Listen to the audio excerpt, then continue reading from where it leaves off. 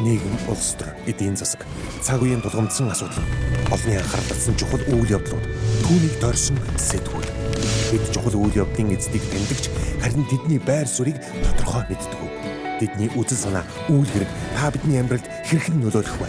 Энэ бүхнийг хар хайрцаг нэвтрүүлгээс хар хайрцаг. Орой минь төргийн үзэгчдээ хар хайрцаг нэвтрүүлгийн шинэ дугаар эхэлж байна. Өнөөдрийн дугаараар багш эмчнэрийн цалингийн бодлого болон тэдний ажил хаялтын талаар Монголын үйлдвэрчдийн эвлэлийн холбооны ерөнхийлөгч Тамиртай ярилцах болно. Хар хайрцаг. За юуны өмнө бид бүгдийн урилгыг хүлээн авч манай нэвтрүүлэгт хүрэлцгээрсэн явдал маш их баярлалаа. Танд энэ өрөө мэндийг хүргэе. За баярлалаа. Хоёулаа өнөөдрийн нэвтрүүлгээрээ үзэгчдээ боловсролын салбарын, эрүүл мэндийн салбарын ажилчдын ажигсаал, ажил хаялт, цалин хөлсний асуудлаар бол голчлон ярилцахаар таны хүрсэн байгаа. Тэгэхээр эхнийхээ асуудлыг Монголд ер нь төрийн албан агчид, манай засгийн газрын ажилчид гэсэн үг шүү дээ, тийм ээ. Заавал одоо ингэж ихсэж тэмцэж одоо цалин хөлсөө нэмүүлэх хэрэгтэй болцсон ийм нэгэнд бид нар ажиллаад байгаа юм уу, амьдраад байгаа юм уу? Энийг одоо өөр зохицуулалтаар шийдэх боломж бололцоо ер нь хэр байсан бэ? Энэ тал дээр таны байр суурийг аваад ярилцлага эхлүүлэх гэж бодож байна. За тэгэхээр ер нь яг цалин үс гэдэг маань бас өөрөө их тийм том ойлголт. Яг энэ эдийн засгийн хүрээнд ер нь яг тухайн улс орнд ч дээр аж ахуйн нэгж байгууллагын төвшөнд ч дээр одоо бүтээгдэж байгаа баялагийг одоо нийгэмдэр одоо хамгийн одоо хүртээмжтэй хэлбэрээр хуваарлдаг эдийн засгийн механизм байгаа юм л да. Яг энэ механизм маань одоо ямар хэлбэрээр ажиллаж байна гэдгээс хамаарат тухайн улс орны одоо нийгмийн одоо хүртээмж гэдэг зүйл эдийн засгийн хүртээмжийн асуудлууд яг энэ дээр яригдж байдаг. Тэгээд яг тухайн улс орны хэмжээнд одоо ялангуяа Монгол улсын хувьд одоо хамгийн том ажил олгогч нь хэмээх гэхээр төр байдаг. За тэгээд тэр дундаа одоо яг дэлхийн альч улс орны хувьд төр гэж яг энэ институт маань тухайн улс орныхоо одоо боловсрол болоод эрүүл мэндийн буюу одоо яг төрийн одоо яг нийгмийн суур одоо тэр үйлчлэгийг иргэдэд үзүүлдэг тэр салбаруудаа төр нөрөө бодлогоор авч явдаг. За тэгээд яг энэ цалин хөлс тогтож байгаа энэ механизм процесс хэмжээг тогтоох одоо энэ үйл явц байна л да тийм. Энэ бол одоо бидний одоо бүтээх гээд байгаа нийгэмч нарцсангууд бас нэг нийгмийн баримтчтай зах зээлийн эдийн засгийг одоо бид нар бий болгох гэж үзэж байна. Яг энэ үйл явц талаараа харьцангуй одоо нэг талаас одоо ажлын байраар хангаад нөгөө талаар хөдөлмөрийн бүтээмжээ бий болгоод буцаага цалингаа өгч чадж байгаа. Энэ дээр одоо талуудын харилцсан тийм зөвшөлтслийн тийм үйл явц бол өрнөх хэвээр. Тэр хүрээнд ч гэсэндээ за нөгөө төгөөр бас яг энэ цалин ус тогтоож байгаа хэмжээ нь бол зах зээлийнхаа бас тодорхой хөдөлмөр бас явах хэвээр. Харамсалтай нь яг улс орны хэмжээнд одоо хамгийн том одоо ажил олгогч төр өөрөө гэсэн хэдий боловч яг энэ төрийн үйлчлэгээний салбарын яг одоо иргэдэд үйлчлэгээ үзүүлж байгаа боловсрол болоод эрүүл мэндийн салбарын ажилтнуудын цалин хөлсний хэмжээ бол одоо бусад одоо хувийн хвшлийн салбаруудын цалингийн хэмжээс хэтэрхий доогуур орчихсон. Тийм нөхцөл байдал. Нөгөөтэйгөр ер нь яг энэ цалин хөлсний асуудал яагаад ийм одоо бусад салбаруудаас доогуур төвшөнд орчихвоо гэдэг тэгэхээр ер нь одоо яг энэ одоо ажилтны тал болоод ажил олгогчийн төлөөлөл хоорондоо тэг зөвшөлдсдөг энэ механизм маань өөрөө одоо төгөлдөр сонгогддог утгаар ажиллаагүй гэсэн одоо яг энэ нөхцөл байдал үүсэж байна. Тэгээ ер нь дэлхийн альч улс орнод ер нь адилхан одоо үйлдвэрчний эвлэлүүд ажлын төлөөллийн байгууллагын хувьд ер нь одоо яг энэ ажилтны цалин хөлс нийгмийн хамгааллын асуудлыг шийдвэрлэдэг хоёр янзын арга механизм байна. Энэ одоо ганц одоо Монгол улсын хуулийг томшихээс илүүгээр одоо олон улсын хөтөлбөрийн байгууллагын 87 болон 98 дор конвенц өгч байдаг. Одоо эвлэлд нэгдэх хамтын гэрээ хилцээр байгуулах. За энэнийхээ дагуу нэгдүгээрт хилцээ их хэвээр. Яг энэ талууд одоо хоорондоо зөвшөлдсөөд за яг энэ ажилтнтай холбоотой тодорхой бодлогын шийдвэрийг ажилтнтайгаа зөвшөлдсөхгүйгээр гаргаж яана гэдэг чинь л өөрөө одоо алдаатай шийдвэр гэж хэлж болох байгаад байна шүү. За яг энэ зөвшөлтсөл хийгээд талууд одоо ойлголт нэгдсэний дараагаар яг тэр бодлогын шийдвэр нь гараад тэр нь одоо шүүл нийтээр одоо хөлөмшөгдөөд хэрэгждэг байх хэвээр. Тэгээ харамсалтай нь одоо яг энэ одоо процесс маань өөрөө бүрэн хийгдэж чадсангүй. За боловсролын салбар дээр ч тэр эрүүл мэндийн салбар дээр ч тэр ер нь яг энэ цалин хөлстэй холбоотой яг энэ нийгмийн одоо яг ийм хэрэгцээ үүсэт байна. Үнэхээр нийгмийн долгуур салбар маань одоо бусад эдийн засгаас хамаагүй доогуур төвшөнд орчлоо гэдэг саналуудыг өнгөрсөн оны бүр 1 сараас эхлүүлээд одоо үйлдвэрчний эвлэлүүдээс шашаатны төвшөнд одоо хөрвүүлсэн хэрэгж. За сая энэ ондоо болохоор яг энэ засгийн газар маань ч шинээр бүрэлдэхүүн тогтлоо төсвийн тодтол хийгдээд тийм. Тэр төсвийн тодтолтой холбоотой асуудлууд дэрж саналаа өгсөн байна. За дараагаар нь болохоор яг энэ улсын төсөв дээр одоо засгийн газар маань одоо төсвийг боогоод өргөн барихаас өмнө одоо бид нар бол одоо яг энэ сая одоо би тоолоос уучлаа яг боловсролын салбар дээр ихэд одоо 8 удаа саналуудаа хүсэлтүүдээ уулзалтуудаа хийж. Эрүүл мэндийн салбар дээр болохоор 4 удаа хийж. Одоо эрүүл мэндийн салбар ихэд одоо яг энэ эрүүл мэндийн салбарын ажилтны улсын зөвлөгөөний манай эрүүл мэндийн ажилтны үйлдвэрчний эвлэлийн холбоо өнгөрсөн 5 сард байсан. 5 сараас одоо яг энэ одоо шүл эрүүл мэндийн салбарын одоо маш олон өргөрийн асуудлууд байна тийм. Энийг одоо төсөв төрүүлсэн. Тэгээ харамсалтай нь одоо яг энэ Улсын төсөв дээр одоо хилцэгдэж байгаа тэр төсөв дээр яг энэ ажилтны цалин хөлс нийгмийн хамгааллыг сайжруулахтай холбоотой. Ер нь одоо эрүүл мэндийн боловсролын салбарын санхүүжилтийг нэмэгдүүлэхтэй холбоотой яг урагш харсан нэг ч одоо ахицал гарч чадаагүй. Тэгэхээр одоо яг үгээр өдөршний эвлүүдийн хувьд одоо хуулиар олгоцсон дараагийн үйл явц буюу илүү одоо сонирхлын маргаан. Одоо бидний энэ явж байгаа үйл явц бүгд хуулийн дагуу явж байна. Тэр нь одоо хөдөлмөрийн тухай хуулиар олгоцсон одоо маргаан чинь эрхийн маргаан, сонирхлын маргаан гэдэг хоёр үйл явц байна л та. Бидний одоо сонирхлын маргааны үйл явц одоо хамгийн эцсийн арга хэлбэр дээр л одоо үргэлжлэж байна. Хуулийн талаар бол дараагийн өдрийн сэдвүүдээр асуултуудаар бид энэс асуугаад явчихна. Гэхдээ хоёулаа нэг үзэгчтэй нэгдсэн байдлаар мэдээлэл өгөхөөднөөс за нэг ёсондоо тийм боломжууд байсан боловч аль аль талдаа буюу одоо магадгүй төлөвлөсний эвлэлийн холбооны тал нөгөө талдаа одоо энэ төсөв захиран зарцуулаад байгаа төлөвлөлөд байгаа буюу одоо засгийн газрын зүгээс ажлаа тодорхой хэмжээнд бол дутуу хийжээ гэж харагдах нэг үнцэг гарч ирж байна л да. Одоо саяны тэний мэдээлэлээс бол яг тэр өмнөх одоо энэ 8 шаардлага дээр нэгдүгээрт хариу барьж одоо төсөв оруулж ирч чадсангүй. Хоёрдугаарт нь би сая бас санжийн засгийн газрын төсөв дээр саналуудыг авч исэн. Одоо нийт иргэдээсээ иргэдийн төсөв болгоод авлаа гэдэг жисэн шүү дээ. Тэрэн дээр бол хамгийн одоо тэргүүлж ирсэн хоёр салбар нь бол энэ буцаал эрүүл мэнд боловсролын салбарууд бол байсан баг. Тэгэхээр энэ дээр яг багш нарынхаа болон одоо боловсролын салбар руу эргээд оръё тухайлчлаад одоо яг одоогийн байгаа дундад цалин болны ойролцоогоор 2.4 сая гаруй байна удаа гэж тийм мэдээлэлүүд бол статистикийн хороо болон бусад салбарын яамдууд нь өгöd байгаа. Гэтэл нөгөө талдаа ажил хайцсан байгаа манай багш нар ажилчдын хувьд бол 3.5 болох гэсэн шаардлагатай. Гэтэл өнгөрсөн 7 хоногийн дугаараар манай нэвтрүүлгээр орсон эдийн засгийн судлаачдын одоо үгээр бол тийм ээ яг ингээд огцом нэмэгдүүлэх юм бол эдийн засаг өөрөө нэг даах чадваргүй байгаа. Энэ тал дээр одоо та бүгдийн баримталж байгаа тооцоолол юу вэ? Мэдээж бас та бүхэн бол дотроо бас ёсөр том байгууллага орны аймаг салбартай тийм учраас энэ дээр бас тооцоосон юмнууд байгаа юу? Энэ дээр та мэдээлэл өгвөл та бүгдийн тавьж байгаа аргументуудаас та манай үзэгчдэд мэдээлэл өгч. Тэгэхээр ер нь цалингийн тухайн хэмжээний талаар одоо засгийн газрын талаас ч тэр бас мэдээлээд яг биднэрт одоо ирж байгаа бид нар ч бол одоо яг босрол болоод эрүүл мэндийн салбарын ажилтнуудаас одоо шүү цалингуудаас том мэдээлэлдэг авч байна. Энэ хоёр тооны мэдээлэл хоорондоо их зөрүүтэй байна. Тэгэхээр хол зөрүүтэй байна. За одоо шүүл ер нь төрийн үйлчлэгийн албаа багш нар нэг англи шатлалаар авч байгаа шүү дээ. Тэрнгээр одоо шүүл яг энэ босролын салбар дээр одоо суралцаад эрүүл мэндийн салбар дээр ч гэсэн адилхан.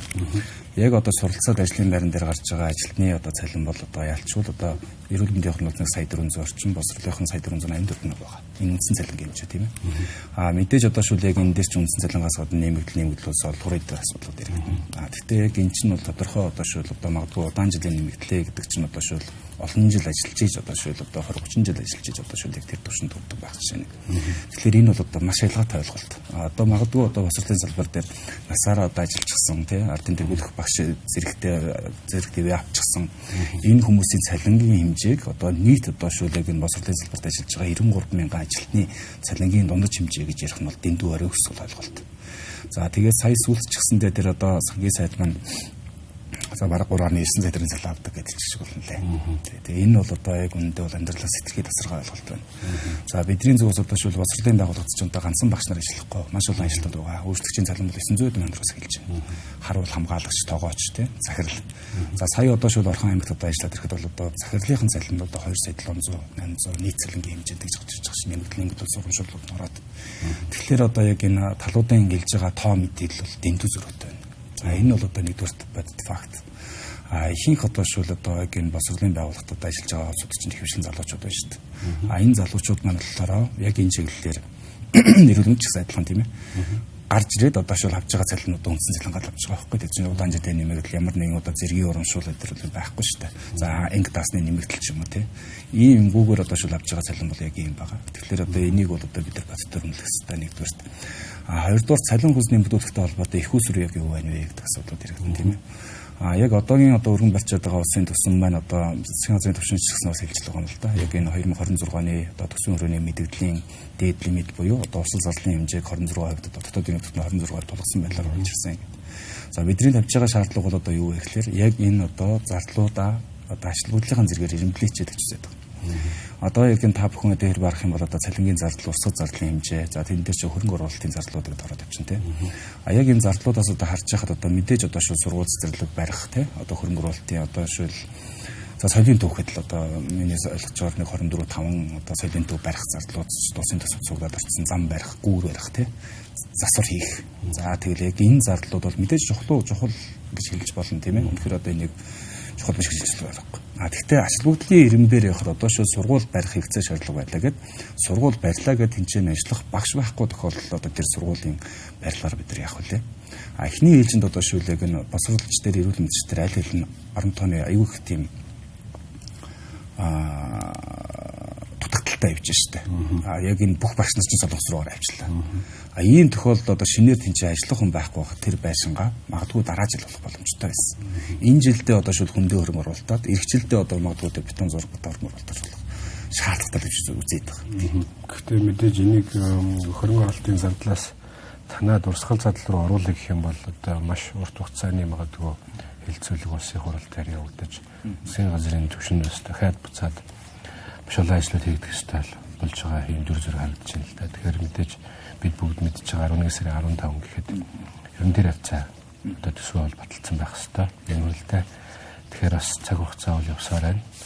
Ажиллаж багш нар маань ажил хаяад 2-7 хоног одоо тэгээд дахиад нэгэнсэндээ 2-7 хоног та бүгдийг шийдэлт хүртэл хэлцээрийн ширээнд суутал одоо 2-7 хоног үлдсэн байна гэж бол хараад байгаа. За энэ дээр үндэслээд бас нэг юм хардах юм зүг байна. Энэ дээр таныг бас Монголын үйлдвэрчний хэвлэлийн ерөнхийлөгчийн хувьд бас нэг албаны ерөнхийлөгчийн хувьд бас нэг мухарлаад хариулт өгөөсэй гэж бодож байгаа. Тэрний үг гэхээр танаа таны яг өмнөх ерөнхийлөгч бол улсын хурлын гишүүн болсон. Тэгээ үүнтэй холбоотойгоор одоо энэ гарч байгаа багш нарын ажил хаялт, жагсаал, эрүүл мэндийн одоо салбарынхны ажил хаялт, жагсаал эдгээрийг бол улс төрийн шинжтэй гэж хардаг хүмүүс бол байна. Ийм өнцгөлж бас нийгмийн сүлжээ болон одоо бусад мэдээллийн хэрэгслүүдээр явж байна. Тэгэхээр та энэ дээр нэг холбооныхоо нэгдсэн байр суурийг хэлж манай үзэгчдэд мэдээлэл өгч. Ийм боломжтой юу юм танаа холбоо? Ер нь одоо ингээд цагийн одоо нөхцөл байдал нь одоо ингэж тарж байна л да. Тэгээ мэдээж одоо хүмүүсийн хард төрхийг бид нар хүнддэг нь. За нэгдүгээр хоёрдугаар одоо шүлэг энэ үйлдвэрчний хэвлэлүүд одоо ингээд тавиад байгаа энэ одоо асуудал шаардлагууд чинь одоо гинтхэн өнөөдөр бий болсон зүйл биш байхгүй юу. Одоо энэ чинь энэ он дөнгөж эхлэхээс л одоо манай босролын салбарын хэдэрийг он гаргахад л одоо шүлэг энэ хэлцээртэй нэмэлт өөрчлөлт оруулахтай холбоотой энэ төсөвтэй холбоотой энэ асуудал шаардлагуудыг л тавьсаар л ирсэн. Одоогийн байгаа энэ засгийн газар одоо бүрдгээс нь өмнө одоо шүл одоо манай эрүүл мэндийн салбарын улсын зөвлөгөөнөө хийгээд одоо эрүүл мэндийн салбарч өнөхөр хүндөхсэлтэй байгаа шүү дээ. Бид мэдчихэж байгаа шүү дээ. Одоо энэ дадлын сангийн тусламж үйлчлэгийн зардлыг зарлагдчихсан. Тэгээд талаар ярилцсанаас ийм хүнд нөхцөлтэй байна гэдгийг бол бид нар эртнээс ярьчихсан. За тэгээд мэдээж одоо шүл яг энэ улсын төсөв боогдоод их хурл руу орж ирэхээс өмнө одоо шүл бүх шатан дээр одоо манай салбарын удирчны хэлүүдийн хамт үзтэйгээ зөвлөлдсөн, ярилцсан.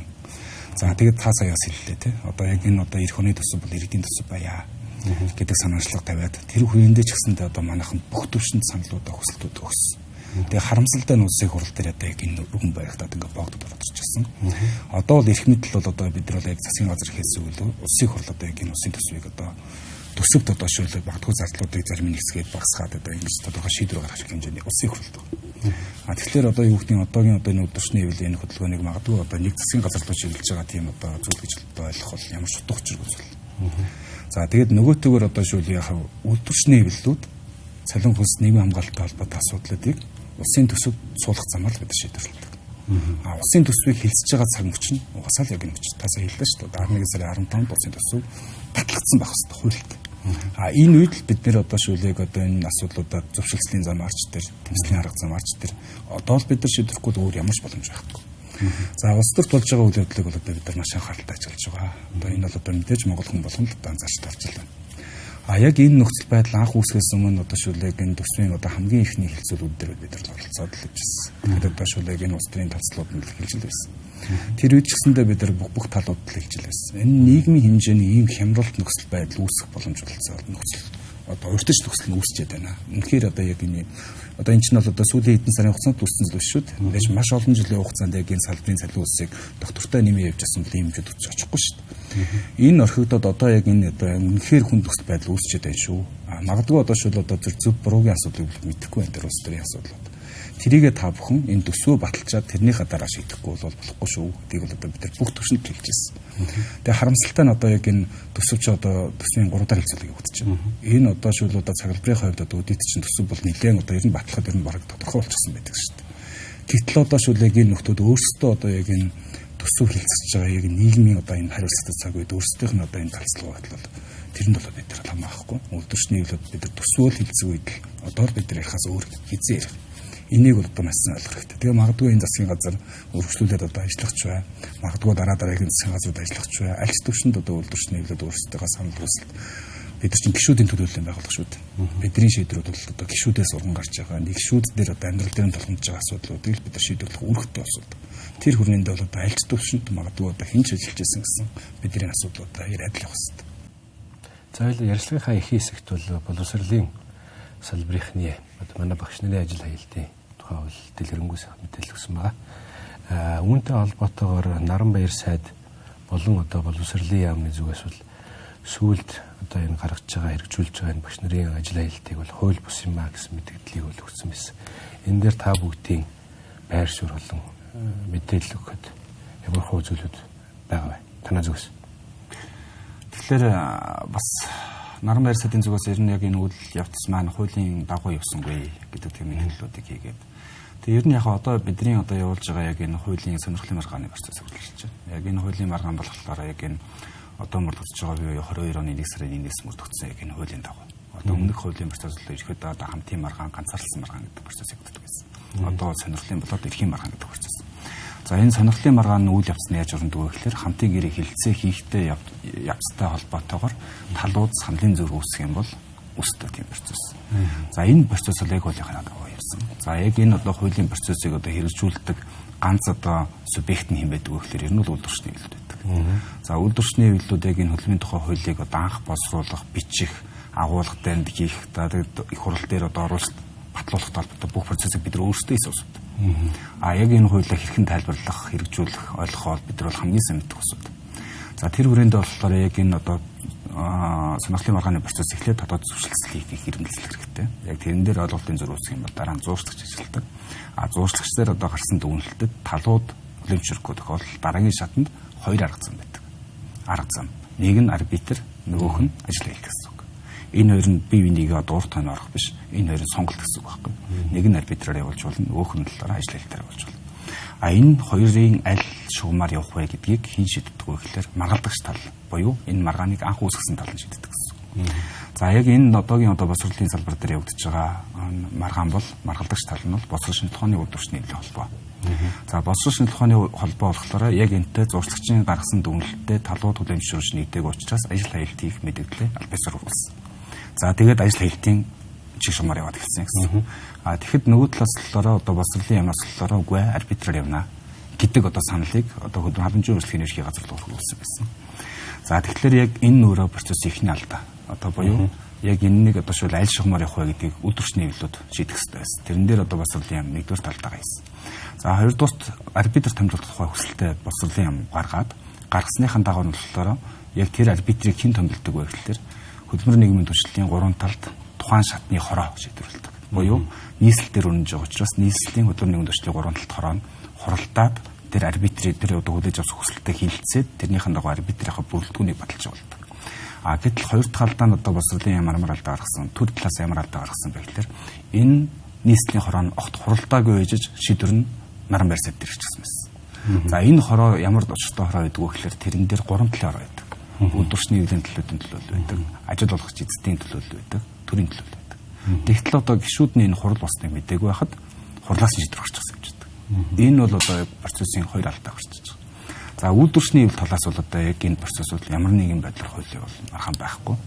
За Наранбаяр сайдын зүгээс яг энэ одоо хуулийн хүрээнд одоо яг энэ маань процессын алдаа гаргасан гэдэг шүүхт хүсэлтэд гаргасан юм байл. За гаргаад одоо яг энийг буцааж татчих авсан юм байна гэж ойлгосон. За тэгэхээр одоо мэдээж одоо Наранбаяр сайдын хувьд яг энэ хуулийн хүн биш учраас одоо яг мэдээллийн зөрүүтэй үзсэн баг. Тэгээд нөгөөтгөөр одоо яг бидний зүгээс яг энэ бидний процесс бол одоо хуулийн хүрээнд явагдаж байгаа. Энэ процесст одоо ямар нэгэн байдлаар төрийн захиргааны байгуулагч төр, ажил олгогчийн талч төр хөндлөнгөөс ямар нэгэн байдлаар нөлөөлөх орлого огтон шийдвэрлэхгүй. Энэ бол хуультай. Ийм оролдлогоодыг бол одоо манай одоо шатны байгууллагын удирдлагын зүгээс их гаргаж байгаа. Энэ нь бол одоо өөрөө хуультай процесстэй асуудал. За наран баяр сайд одоо шууд ажил хийж байгаа байгууллагууд руу ажлуудтай уулзах, хуулан таниулах, энэ үйл явцыг явуулах нь өөрөө процесс алдаа. За нөгөөтэйгөр одоо шууд одоо яг манай эрүүл мэнд дээр гарч байгаа асуудлууд гарч байна. Одоо шууд зарим үйлдвэрчний эвлэн хороодын дарга нар руу одоо хүмүүс холбогдож энэ ажил хийхдээ хийгээч, ингэч гэж нөлөөлөх орлогод чинь. Энэ бол бас нөлөөлөх алдаа. Зарим орон нутгууд дээр одоо хийгдэж байгаа боловсролын газруудаас одоо шууд боловсролын байгууллагууд руу энэ ажил хийлтийг энэ манаас аймаг дээр хийж болохгүй шүү гэдэг чиглэлийг өгсөн. Энэ бол өөр алд. Энэ бүх зүйлүүдийг бол үйлдвэрчний эвлэлүүдийн зүгээс л бид нар бол одоо маш анхааралтай баримтжуулж байна. Тэгээ яг ийм алдаа цаашдаа гаргаад байна гэдэг бол энэ нийгмийн үндэслэлийн энэ соёл механизм энийг одоо үүсгэж байгаа юм. Тэгээ нөгөө талаас яг энэ талууд одоо саналын зөрүүтэй байх бол эрүүл сарвал зүйл шүү дээ. Энэ дээр одоо эрүүл сарвалаар мэтгэлцээ зөвшөлдсөд яг энэ шийдэл юу байх вэ гэдэг дээр илүү анхаарал хандуулах хэрэгтэй болохоос биш. Нөгөө талаа одоо шууд харлуулах ч юм уу эсвэл нөгөө талаа одоо шууд буруу юу гэж одоо нийгэмд харагдуулах гэсэн орлого нь эргээгээд эн чинь бол одоо нийгэмдээ л одоо буруу үр дагавартай байна да. Бас хэлцээрийг удаашруулах юм үр дагаврыг бол дагуулад байна тийм ээ.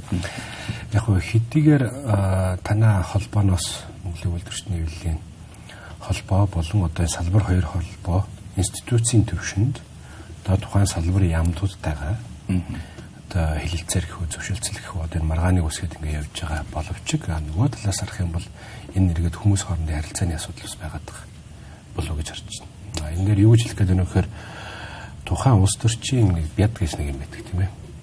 Магадгүй засгийн газартаа нөлөөлөх чадвар төсвийг магадгүй энэ одоо тухайн сонгогдсон нам эвсэл намын доторх бүлэглэлийн юм асуудлууд бас байгааг хүмүүс мэдчихэж байгаа.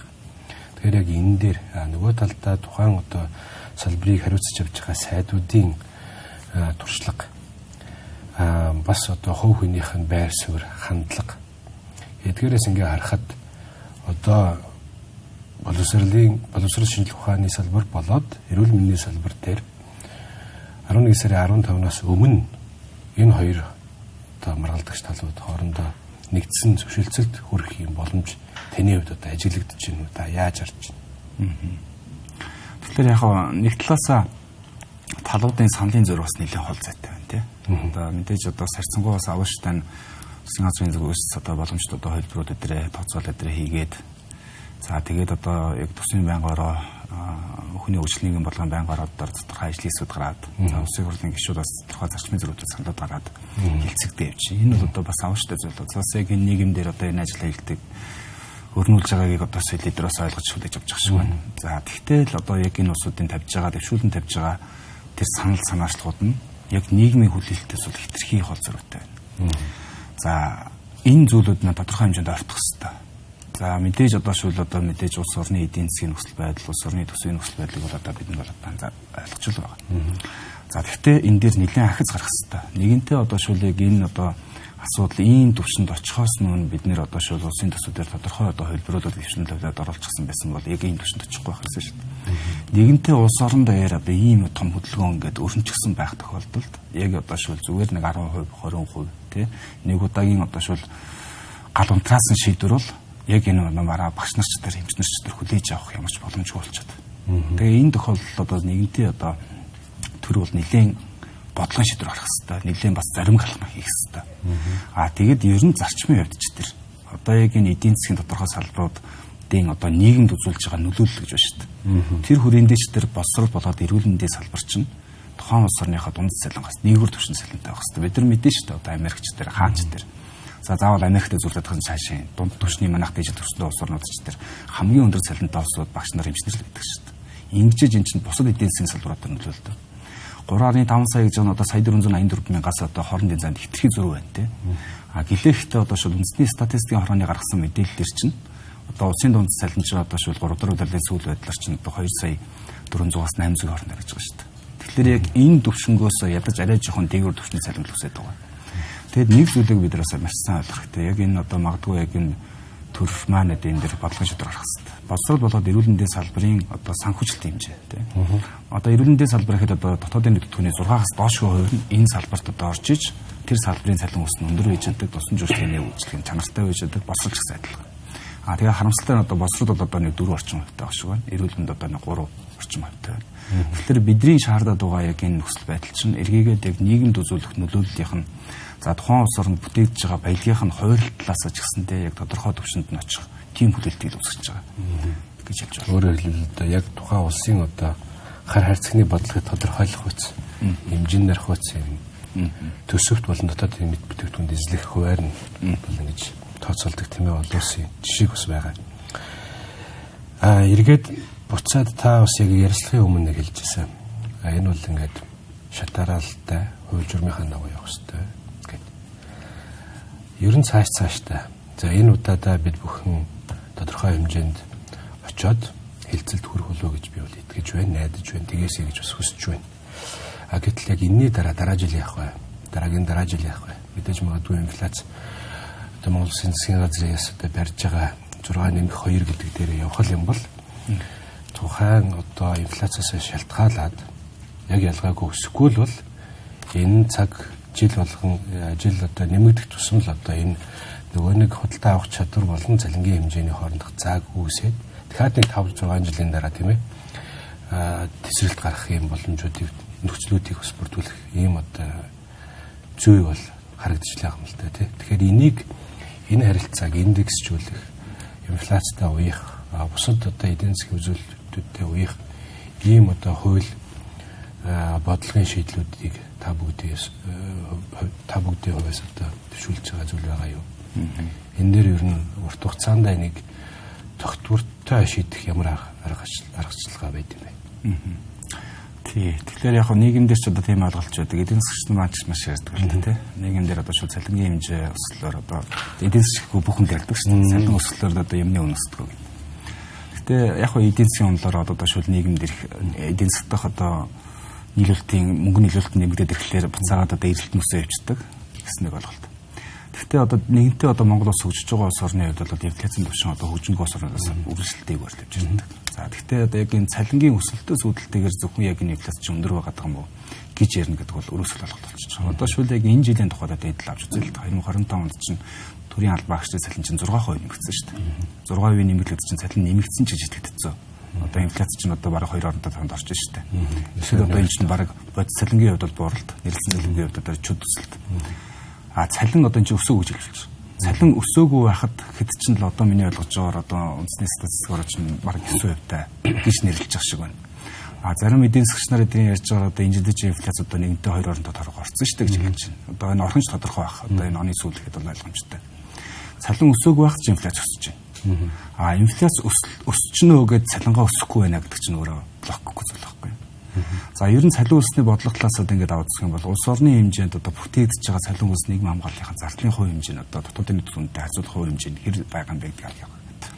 Одоо Монгол улсын хэмжээнд статистикийн үндэсний орны гаргасан мэдээлэлээр цалин өсний одоо дотоодын үндэслэх зардлын хувь хэмжээ 29.5% байгаа.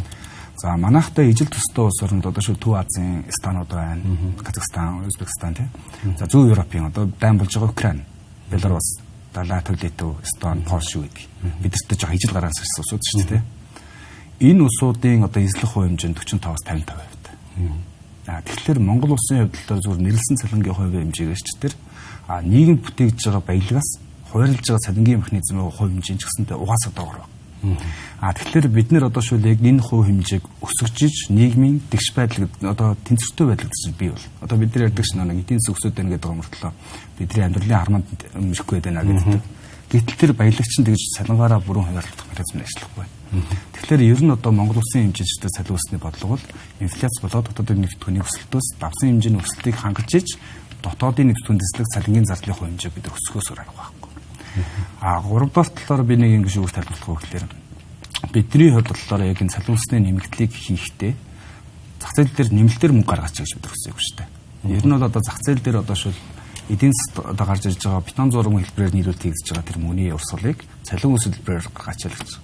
Тэгэхээр зах зээл дээр нийлүүлэгдэж байгаа мөнгөний хэмжээ бол доктортой байна. Харин ийм байхад одоо шул инфляцийн түвшин одоо шул өндөр байна гэдэг бол энэ төрийн их хэстэй ажил. Мэдээж зах зээл дээр мөнгөний нийлүүлэлт нэмэгдээд ирж байгаа тэрийгэ дагсан бараа өргөн хэрэглээний бараа бүтээгдэхүүнийх нийлүүлэлтийг нэмэгдэх хэрэгтэй шүү дээ. Энэ дээр одоо шул төсвийн болоо цангийн бодлого одоо хийх хэрэгтэй.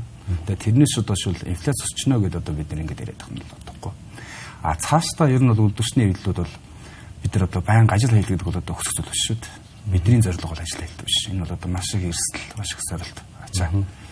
Харин одоо бидний одоо хүсэж байгаа юу бол юу вэ гэхээр төр одоо шил тодорхой болгон шийдвэр гаргахаас өмнө талуудтайгаа зөвшөлдсөөч. Энэ зөвшөлдсөлийн механизм нь одоо бэлэгдлийн шинж нартай баймирг байна. Нэг сайхан уулзалтад бөөнөр 6 дараадаг биш. Яг одоо шууд саналуудаа өгөөд за мэдээж бүх саналын тусгаал байхгүй тийм. Одоо яг энэ бид нар тусгаллаа. Энэ арай барахгүй нэ. Энийг хийхлээр яг ийм сөрөг үр дагавар гарах гэдэг юм аа. Яг ийм ажил хэрэгч нийгмийн түншлэлийн механизм төлөвшөх хэрэгтэй. Яг энэ жилдээ ч гэсэндээ яг ийм нөхцөл байдал үүслээ. Дараагийн жилд одоо шууд засгийн газрын төвшөнд магадгүй тэр үед ялч ямар ч засгийн газар байсан гэсэн. Энэ улсын хурлд төсвөө ордонд барихаас өмнө төвшөндөө одоо яг нийгмийн оролцогч тал буюу нийгмийн түвшлийн 3 тал гэж байна л да. Ажилтан, ажил олгогч, төр. Энэ 3 тал ойлголтоо нэгтгээд нэгтгэснийхаа дараагаар бол их хурд руу оруулдаг байх хэрэгтэй. Ийм зөвшөлтсөлийн механизм байхгүй бол эцсийн дүндээ яг ийм хурдмал байдал үүсдэг юм байна гэдгийг бүх төвшөндөө бид нар ойлгох хэрэгтэй.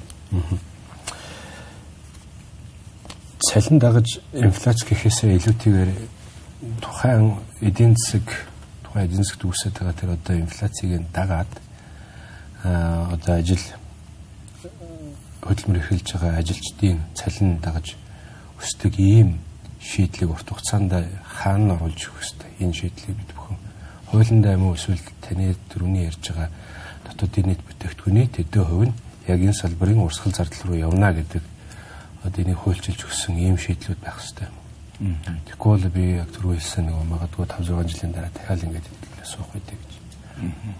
Тэгэхээр одоогийн байгаа хууль зүйн орчинд ийм гарц гаргалгаа бий юу? Та энийг юу гэж харж байна? Тий, индексч болно гэсэн үг л дээ. Одоо тэтгэр болоод индексч болсон хууль. Яг инфляцийн түвшинд таарч байна. Яг энэ цалин хөлстэй холбоотой асуудлуудыг болохоор яг энэ цалин хөлсний нэгдүгээр бидэрт бодлого байхгүй байна. Одоо нийгэмдээ ч гэсэн ярьдаг шүү дээ. Тим хүн одоо тим цалинтай байхад одоо манай багш нарын инглээ гэж.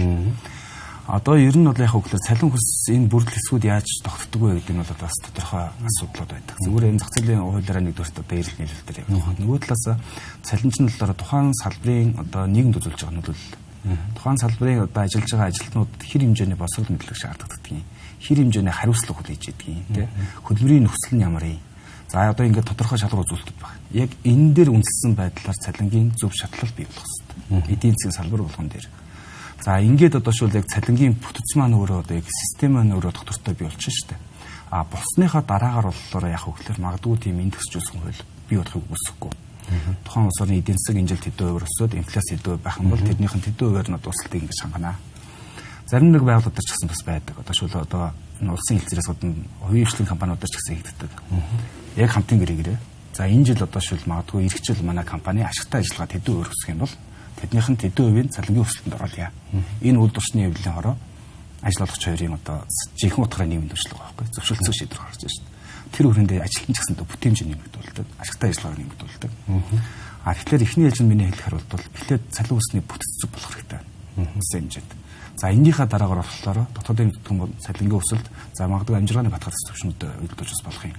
Одоо хөдөлмөрийн өсөлт хэмжээгч нь болохоор яг 5 янзын индикатораар тогтоож бид нар чинь үнснээр шийдвэрлэдэг шүү дээ. Яг тэр шиг гэхдээ хамгийн гол нь яг энэ дээр ямар оролцогч нөлөөллүүдийг одоо бид энэ дээр авч хэлцэх үү гэдгийг олон талаас нь зөвшөлдөх хэрэгтэй болох байх. Эрүүл мэндийн салбарын хувьцаа дээр. Эрүүл мэндийн салбарын бол бас адилхан 3.5 саяд цалингаа хөргмээр байна. Хоёрдугаарт нь эрүүл мэндийн салбарын төсөв дотоодын нийт бүтээгдэхүүний 6% авчмаар байна.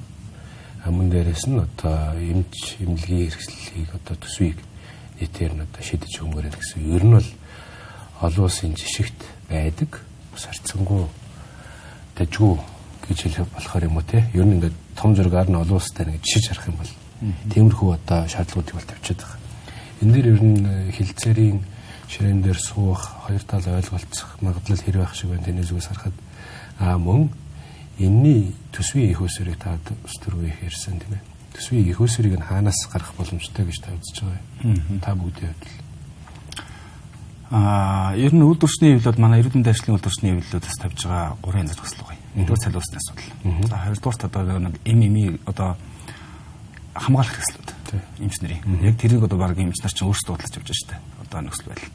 За тэгээд нөгөөтгөөр яг энэ салбарын санхүүжилт хэмжээ. Одоо яг бид чинь нөгөө дадлын нэг сангаасаа одоо ингэж хуваалцдаг тийм өөр системтэй. Энэний орлого талтай бид нар нэмэгдүүлж байна. Зарлах талтай нэмэгдүүлэх шаардлагатай тийм ээ. За яг энэ сангаас яаж байгаа тохиолдолд тэгээд нөгөөтгөөр бас нэг шаардлага нь болохоор Одоо тусламж үйлчлэгийн зардал энэ санхүүжилтанд нэг цол одоо мөнгө орж ирээд тэндээс нь талаар хөдөлмөрийн зардал, мэргэжлийн зардлууд, за тэгээд одоо урсгал зардлуудаа эмнэлгүүд өөрсдөө санхүүжлж байгаа шүү дээ. Эндээс болохоор төрийн үйлчлэгийн албан агчид эмчнэрийн цалин усыг төрийн үйлчлэгийн албан агчид тэр нь төр өөрө санхүүжүүлээд тусламж үйлчлэгийн зардлаа энэ сангаас санхүүжүүлж болж байгаа байхгүй.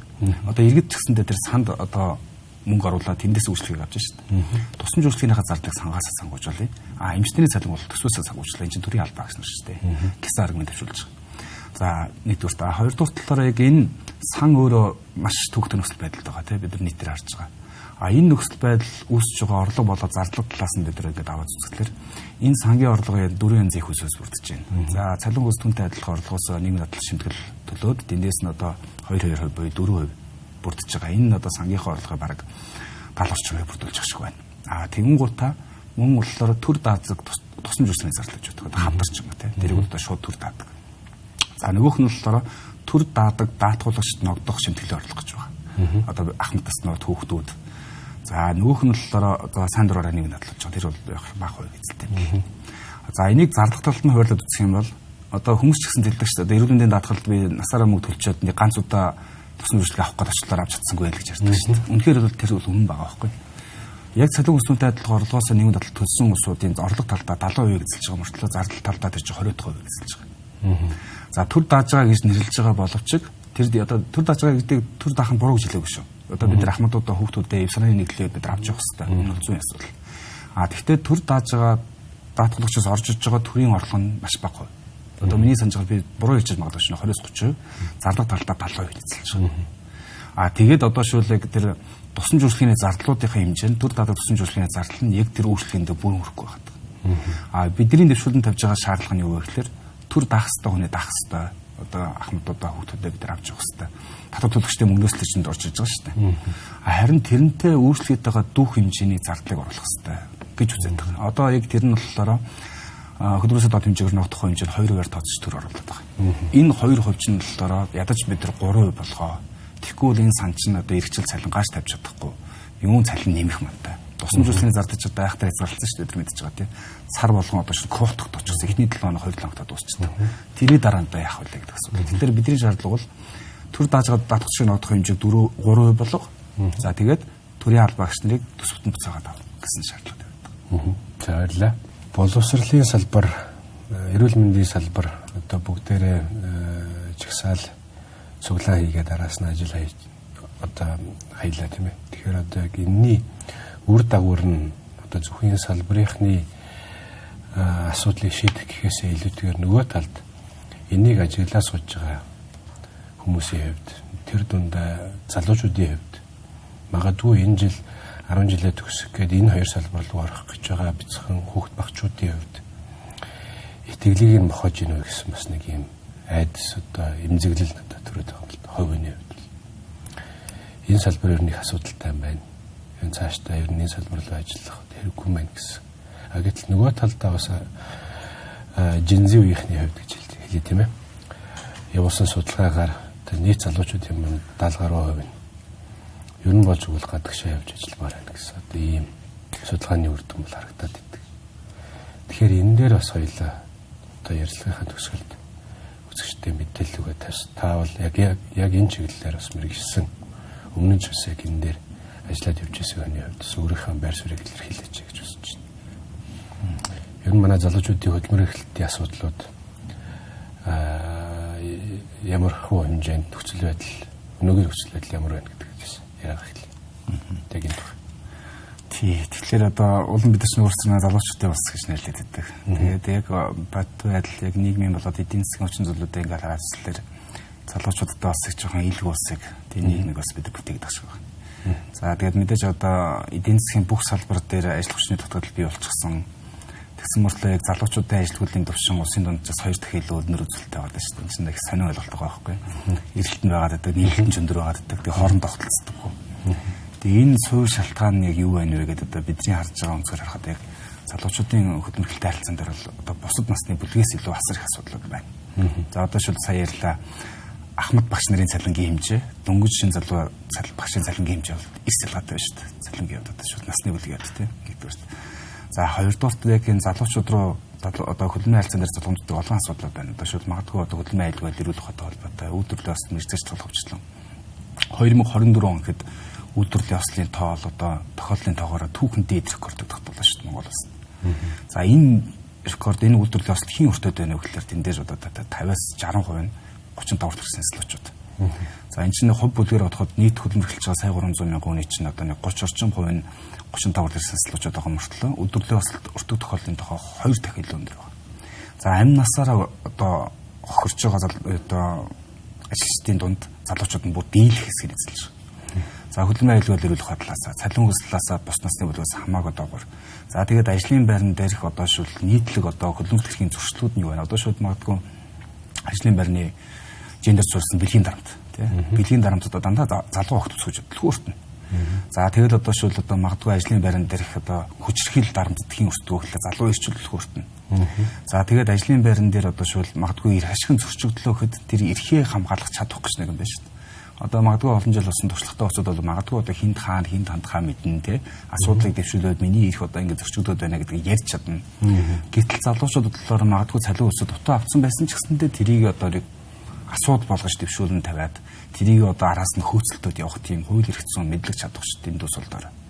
Одоо бидний яриад байгаа хамтын гэрээ хэлцээр улсын хэлцээрийг одоо энэ хууль эрх зүйн хөдөлмөрийн харилцаатай холбоотой механизмууд шүү дээ. Энэ талаар бүр ямар ч ойлголт алга. Ажлын байран дээр гарахдаа яг тэр ихтэй сургууль өгсөж байгаа залуучууд нэг осолтгүй нэг хөдөлмөрийн гэрээ байгуулдаг гэдгийг бол ойлгох шиг байна. Гэтэл хөдөлмөрийн гэрээн дээр одоо яг ямар одоо агуулгууд тусах хэвээр юм. Тэр чинь одоо шууд гэрээ гэдэг чинь хоёр тал зөвшөлтсөл хийх хэвээр гэдэг ямар ч ойлголт байхгүй ингэж байдаг. Тэгэхээр ер нь одоо нийгмийн түншлэгч салаад үйлдвэрчний эвлэгчдэр, ажил олгогчдэр, төрчдэр бодлогоор ийшээ анхаарахгүй бол бид нар бол угаасаа яг энэ залуу улс уучны гадагшаа халдсаар л дуусна. Тэгээд энэний тулд бид нар яг энэ залуучуудад ээлтэй байгуулгын соёлыг бий болгох хэрэгтэй. Одоо мэдээж яг энэ залуучуудын одоо ажлын байрнаас хүлээж байгаа хүлээлт бол маш өөр байна те. Илүү яатан хөдөлмөрийн нөхцөлийг хүсэж байна. Илүү одоо шууд тэр диктатур хийсээ илүү тийм урам зоригт суурилсан тийм бүтээмж бий болгодог онцлогтой тийм усуд. Тэгэхээр тэрэн рүү шилжүүлсэн байдлаар бүх төвчний байгууллагууд өөрсдийнхөө байгууллагын соёлыг ч гэсэнтэй бас эргэн харах хэрэгтэй шаардлага бол байна л та. Залуучууд мэдээж бид хоёрын яриа бол мэдээж одоо Ахмад настай туршлага хуримтлуулсан 20-30 жил ажилласан салбарын хүмүүс бол өндөр цалин авах нь зүйтэй гэдэг дээр бас санал нэгдэж байгаа. Харин нөгөө талдаа дөнгөж энэ хөдөлмөрийн зах зээл дээр оролцож ажлын гараагаа карьераа эхлүүлж байгаа залуучуудын хувьд бас боломжийг нь бас сайн гаргаж өгөх. Нөгөө талдаа энэ боловсролын систем дээрээс нь хөдөлмөрийн зах зээл хоёр хоорондоо уялдчихж бас цаашдаа энэ одоо магадгүй тогтворчих зам руу орох болов гэж бодож байна. Тэгээд бас мэдээж Монголын үйлдвэрчний эвлэлийн холбооны одоо хамгийн залуу ерөнхийлөгч гэдэг утгаараа бас өмнө нь залуучуудын хөдөлмөрийн эрхлэлт дээр ажиллаж исэн хүн гэдэг утгаараа яг энэ тал дээр мэдээлэл өөрийнхөө байр суурийг бас эрхээсэн бас баярлалаа. Энэ дундаа бас нэг асуумаар байгаа нэг зүйл нь мэдээж төр бол ойлоод төр ярианыхаа ихэнд үрцэн төр бол хамгийн том ажил олгогч гэдэг. Гэхдээ хувийн хвшнийх нь бас асуудал байна уу? Мэдээж энэ бол зах зээлийн жамаар явах ёстой гэдээ хайж болно. Гэхдээ нөгөө талдаа энэ залуучуудаа энэ хөдөлмөрийн эрхлэгчдийнхээ хамгаалах ёстой. Нөгөө талдаа хувийн хвшнийхэнд хуваараа бизнес эрхэлж байгаа хүмүүст бас танай холбооны зүгээс институцийн хувьд ямар одоо төлөвлөгөө гаргаад ажиллаж байгаа вэ? Юу ихийг ер нь цаашдаа төлөвлөсөн явж байгаа гэдэг тал дээр. Зөв энэ бол одоо ялангуяа Монгол улсын чинь цаг 300-ага ихэнх нь хувийн хвшилд ажиллаж байгаа. Тэгээ хувийн хвшилд одоо ер нь яг үйлдвэрчний хувьд ажилтны эрх ашиг хамгаалах энэ үйл явцнаар бол арай өөр нөхцөлж байгаа. Тэр байгууллагын төвшөнд дэмжиж байгууллага ашигтай ажиллах хэрэгтэй тийм. Байгууллага бүтээмж бий болгох хэрэгтэй. Тэрийг одоо бий болгосон бүтээмжээр нь яаж шударгаар хувирлах вэ гэдэг асуудал бол яригдана. Тэгэхээр одоо ер нь одоо ингээд төрийн бодлого яг ишээ одоо мэдээж төр өөрөө одоо бид чинь жоох нийгмийн баримжаатай зах зээл эдийн засгийг бий болгож байгаа учраас төрийн дээр бас бодлого хийх хэрэгтэй. Тэр бодлого нь одоо мэдээж одоо хувийн хвшил дээр цалин тэд бай, эд бай гэж тогтоох боломж байхгүй. Энэ эрэлт нэрэлттэй асуудал байна. Нэгдүгээрт хоёрдугаар зөвшөөрлөлийн механизм миний зүгээс сая ярьдаг. Ер нь одоо байгуул одоо шууд яг тийм нийгмийн харилцаа мундаг байгууллагууд шүү дээ. Одоо манай АПО тий говь хувьцаат компани гэх юм уу. Яг энэ компаниуд ээж байгаа гэхээр үйлдвэрчний хэвлэл хороотой. Үйлдвэрчний хэвлэл хороотойгоо зөвшөлдсөдөг. Альва шийдвэр гарахаас өмнө дандаа зөвшөлдсөдөг. Тэгээ хамтын гэрээгээ байгуулдаг. Яг тэрнгээр одоо шууд яг саний миний ярьдаг. Яг энэ зөвшөлтслийн процессыг нь төр бодлохоор дэмжих хэрэгтэй юм шиг байна. Одоо магадгүй Германд бол одоо шүүл яадаг вэ гэхээр хувийн хвшлийн компаниуд үйлдвэрчний өвлөлтөөгөө зөвшөлдсөд хамтын гэрээгээ байгуулсан байгаа тэр компаниуд дээр төр одоо шүүл магадгүй төрийн одоо худалдаа авалдаж байдаг юм уу, төрийн татаас байдаг юм уу, татврын хөнгөлт байдаг юм уу, гадагшаа худалдаа хийх одоо эрхч байдаг юм уу, тийм үү? Төрийн одоо тэр бодлогоор нь илүү одоо шүүл хамтын гэрээ хэлэлцээр хийдэг тийм зөвшөлдсөн тийм байгууллагуудыг дэмжлэг үзүүлдэг тийм бодлого механизмуд байдаг. Ийм механизм бидэрт байх хэрэгтэй. Тэр одоо хувийн хвшлээ дэмжих хэрэгтэй шүү дээ. Тэгэхээр хувийн хвшлэлд одоо өргөжж эдийн засгчид хэлнэ. Гэхдээ дэмжихтэй хувиар нь одоо нийтлэг гэхээс илүүгээр илүү одоо шүүлтэр нийгэм дээрээс бүтээсэн байдалгаа нийгэмдээ шудраг хувирлж байгаа тэр одоо компаниудыг дэмждэг тийм бодлогын механизм байх хэрэгтэй. За энэ дээр нь үйлдвэрчний илүү төлхөө дэмждэг үзүүлнэ. Тэгээд нөгөөтэйгээр одоо яг тийм механизм зүйдөө би бол өөрт нь яг хөнгөн ажилтны салбарын үйлдвэрчний холбооны дараагаар ажиллаж байсан. Тэгэхэд одоо шил манай хөнгөн ажилтны гол нийтлэг компани Нолрын компани байна шүү дээ. Монголын Нолр бол үнэхээр гайхалтай. Нолрын худалдаа амж байгаа Европын компаниуд байна. Европ бол манай хамгийн томцох зээл. Тэгэхэд Европ одоо шил Монголоос одоо шил Нолрын шууд эцсийн бүтээгдэхүүнчдэр дунд түвшний боловсруулагдсан бүтээгдэхүүнчээс худалдаж байгахдаа яадаг вэ гэхээр нийгмийн аудит хийдэг. Нийгмийн аудитын тухайн байгууллага хэр хэмжээний нийгмийн хариуцлагатай юм. Энд чинь үйлдвэрлэлийн бас ажилтны аюулгүй байдлыг хангасан юм уу? За цалин өрсний хамтын гэрээгээ байгуулсан юм уу? Тэ? Энэ дээр одоо шууд шалгаад тавьдаг байх шээ. Энэ бол одоо тэтгэн жишг бол байцсан. Илүү тэр доктортой үйлдвэрлэл гэдэгс бий болгоё гэдэг. Тэгэхээр энэ рүү бид нар шигдэлж ажиллах хэрэгтэй. Тэрнээс ч одоо юу гэдгийг ажил олгогч одоо хит одоо ингэж одоо дарамтлах байдлаар одоо шүүл яах гэсэн бол байхгүй. Гэхдээ ажил олгогч нь хамгийн гол нь ажилтны хуулиар олгогдсон тэр эрхийг бол одоо хүндэтгэж хөдөлмөршүүлдэг, ажилтнтайгаа зөвшөлдсөж, ажилтнтай холбоотой шийдвэр гаргадаг ийм соёлыг бид нар бүх түвшинд бий болгох хэрэгтэй. Тэгээ одоо нэг 90 оноос одоо энэ хувийн хвшлийн компаниуд маань засаглалын явж одоо ингээд бас сижилтийн үед явж байгаа шиг байна тийм. Одоогийн одоо магадгүй 90 оны их үед байгуулагдсан томоохон хувийн хвшлийн компаниудын захирлууд нь одоо бидний энзлэгчид одоо явуулчихсан. Байгууллагын засаглал одоо соёл нь илүү одоо нийлэлтэй одоо болж эхэлж байна. Тэгээ энэ маань бас харьцангуй давуу талыг үүсгэх баг. Гэхдээ бас сул талууд байна. Одоо шууд алтан бус эдийн засаг байна. Одоо хувийн хөдөлмөр хэлж байгаа өөртөө ажлын байрыг бий болгож байгаа. Энэ дээр одоо магадгүй ажилтны хийн, ажил олгогч нь хийн гэхлээр нийтлэг оролт. Одоо магадгүй нэг жижиг компаниудаар захирал нь аавна, нэгтгэл нь ээж нь хүүхдүүд нь ажилтнууд ч юм уу тийм. Яг ийм тохиолдол дээр ч гэсэн яах вэ гэдэг бас бодлого хэрэгтэй. Тэгээ бидний тавиад байгаа усны шаардлага чинь төр цалин усны талаар хүнсний хэмжээнд баримтлах бодлого баталгаажээ. Хоёрдугаарт алтан бус эдийн засгийн талаар төрөөс баримтлах бодлого. Одоо бидний чинь төрийн бодлого чи үйлдвэрчний хөдөлгөөний бодлого нийгэмдэр багталсан. Алтан бус эдийн засаг албаж явах хэрэгтэй. Энэ дадлын эдийн засаг багасгах хэрэгтэй. Алтан бус эдийн засагт ажиллаж байгаа улсуудын ажлын байр нийгмийн баталгаа сайжрах хэрэгтэй.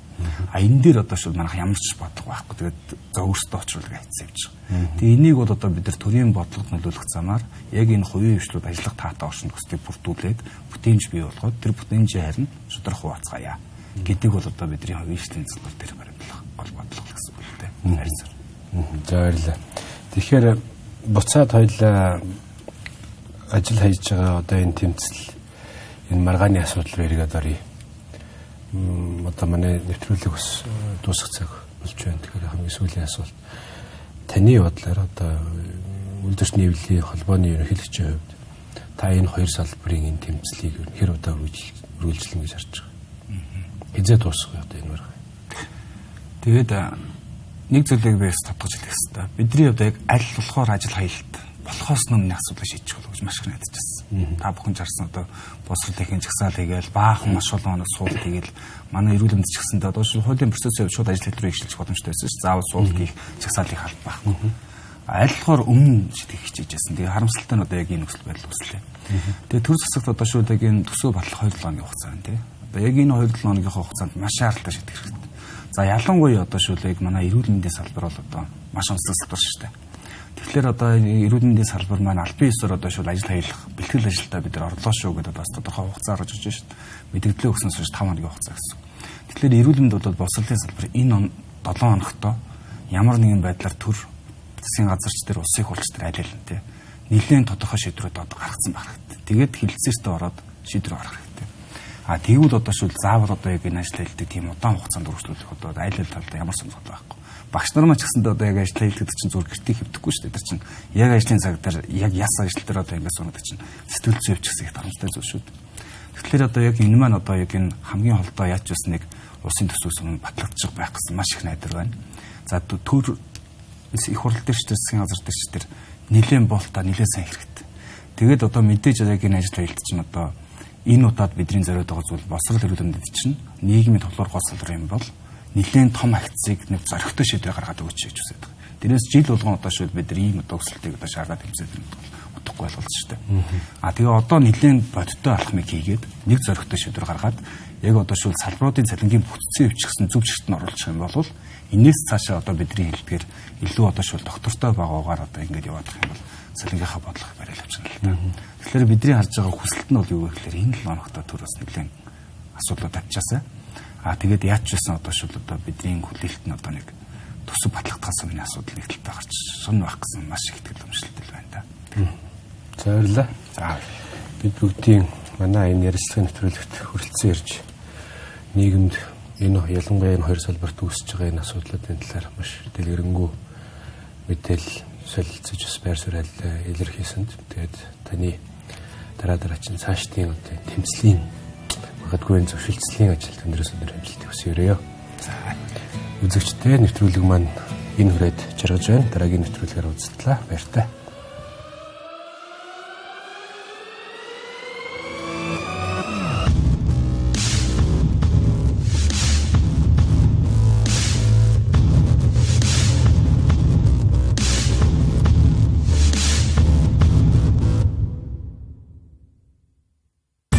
Нийгэм, улс төр, эдийн засаг, цаг үеийн тулгамдсан асуудал, олонний анхаарал татсан чухал үйл явдлууд, түүнийг дорсон сэтгүүл. Бид чухал үйл явдлын эздийг тэмдэгч, харин тэдний байр суурийг тодорхой мэддэг. Тэдний үзэл санаа, үйл хэрэг та бидний амьдралд хэрхэн нөлөөлөх вэ? Энэ бүхнийг хар хайрцаг нэвтрүүлгээс хар хайрцаг